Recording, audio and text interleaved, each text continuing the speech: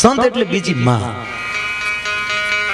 આપ જાણો છો બગડાણાના મેનેજિંગ ટ્રસ્ટી માનની પૂજ્ય મંજી દાદા પટેલ જ સમાજમાંના છે ને, પણ મિત્રો એ વ્યક્તિ તરી ગઈ। 62 ની અંદર એનો પ્રસંગ તમને કહું, આ સંતની સુખી વાત।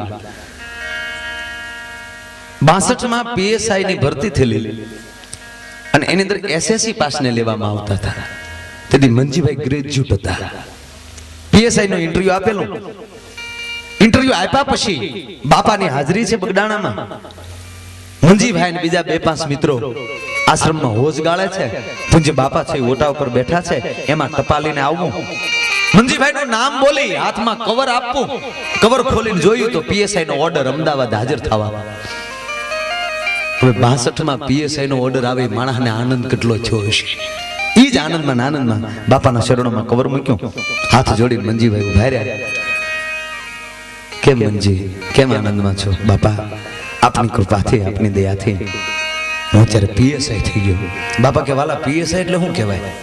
બાપા કે બાપા પોલીસ સ્ટેશનનો જે ફોલદાર હોય ને એને પીએસઆઈ કહેવાય। એમ વાલા તું પીએસઆઈ ફોલદાર થઈ ગયો? કે હા, ક્યાંનો? તો કે અમદાવાદનો, જોવા દે। કવર બાપાના હાથમાં આપ્યું, બાપાએ કવર ખોલ્યા વગર કવરના કટકા કરીને હોદમાં ઘા કરી નાખ્યો અને એટલું જ કીધું કે વાલા તારે અમદાવાદનો ફોલદાર નથી થવાનો, તારે અહીં બગડાણાનો ફોલદાર થવાનો છે। ભલા મને સત્ય ઘટના મંજીભાઈ કહેતા હતા કે તેદી મને રોવાઈ ગયું છું કે અરે રે હું પીએસઆઈ બન્યો ને આ બાવલિયાએ મારું કવર ફાડી નાખ્યું, પણ તેદી નો સમજાણું।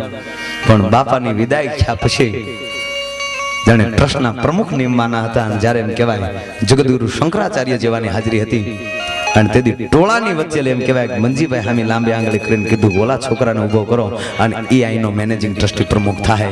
તેથી મંજીભાઈ કે મને સમજાઈ ગયું હતું, બાવલિયો તેથી ભૂલ્યો છો ને, આજ મને દેખાણો છે। હે કહેવાનો અર્થ એ છે કે આ તો સંતની કૃપા થાય, માં જગદંબાની કૃપા થાય તો જ હું તમે માણા થાય, નહીતર એ પેલા હું તમે માણા ન થાય।